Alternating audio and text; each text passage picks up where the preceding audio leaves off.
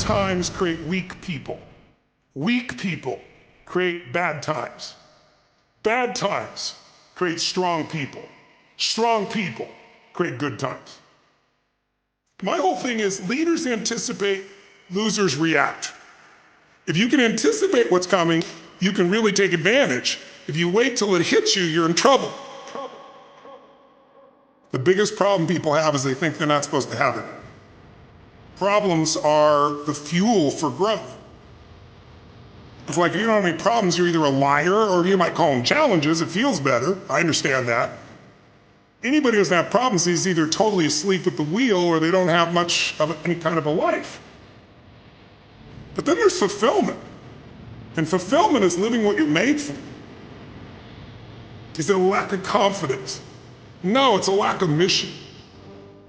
I like winning. I like being the best at what I do, so I'm not going to settle for less than that. Why would I? Michael Jordan making 1,000 shots before you take a break.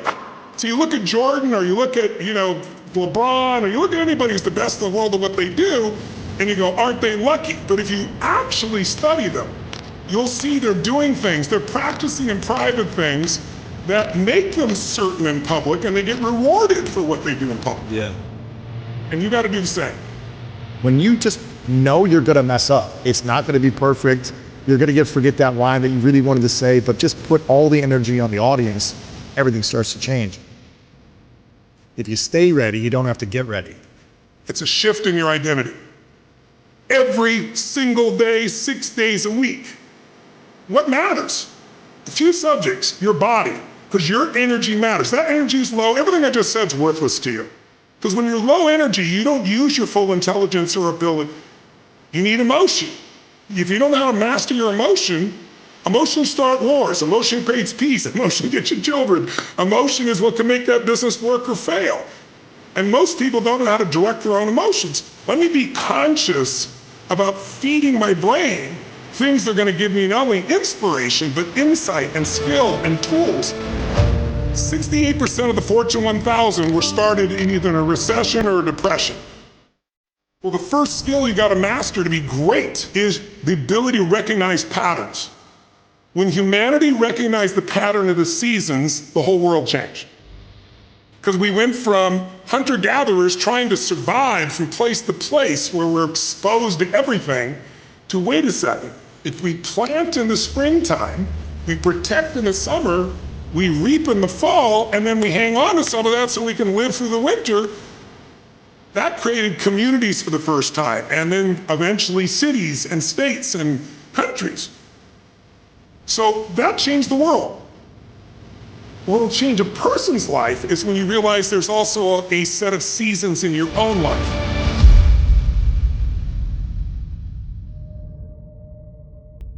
And so think of it this way, 0 to 21 is springtime. Things are easy to grow in springtime. You don't have to do that much. Growing as a kid happens naturally. But overall, life is supporting you. It's sending you, teaching you, sharing with you. Now, when you get from 21 to 41 or 22 to 42, whatever range you want to talk about, you now are in the real world. And now you go test what you learned in your springtime.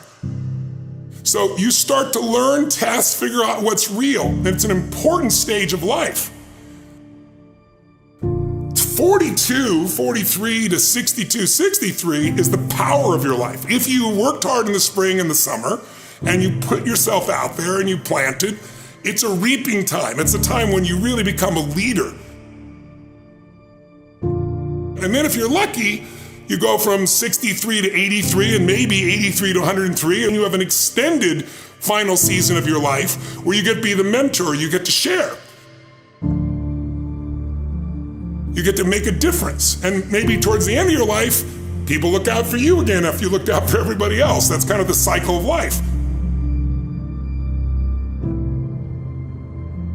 What if you're born in 1910? World War I ends, the world looks like it's a great place, new technology, cars, radio, and then what happens? An explosion of abundance, the roaring 20s, and so you're a kid, you're 14, 15 years old, and you're like, I can't wait to get a car, to go. But what happened when that person hit the next stage of life at 19, 20, 21 years old? As they came of age, it's 1929. And suddenly, people are jumping out of buildings, total depression, dust bowl, nobody's got jobs. It looks horrific, and it was horrific. But did they get a break? No, when they turned 29, it's 1939. It looked like the whole world was gonna end. Hitler was sweeping across Europe, bombing London. It literally looked like the world as we know it was over. This is what gives me great optimism for everyone watching here. Winter's not forever. No pandemic lives forever. Everything changes and everything ends. And the good news about winter is it's always followed by springtime.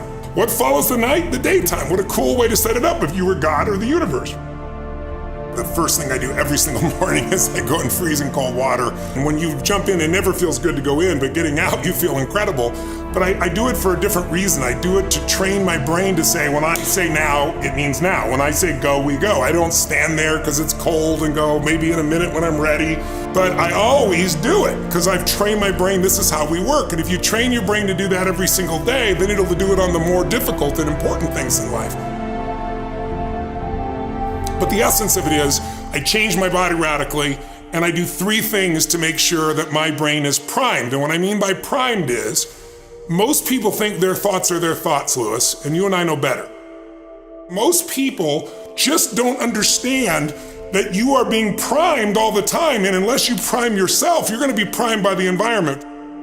So I wanna take control of my brain, so I do 3 quick things. 1, I take 3 minutes of those 10 minutes, after I've changed my body, and I focus on 3 different events in my life that I'm grateful for. I usually pick 2 big ones and 1 small one. It could be as simple as a smile on my daughter's face, and it changes your biochemistry.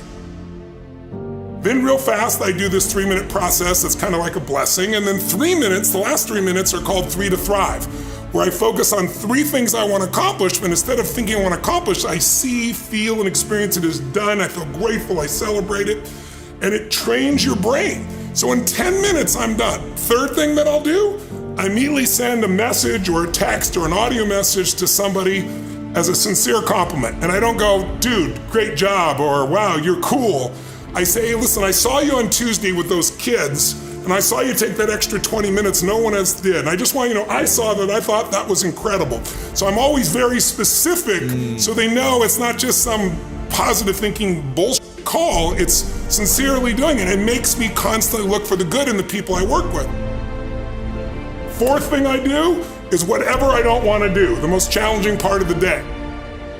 What's a story we all love? It's the comeback story. It's the comeback, it's the Rocky, it's that music where all of a sudden you step back up and you take control and rock.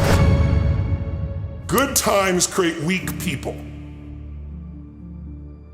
Weak people create bad times.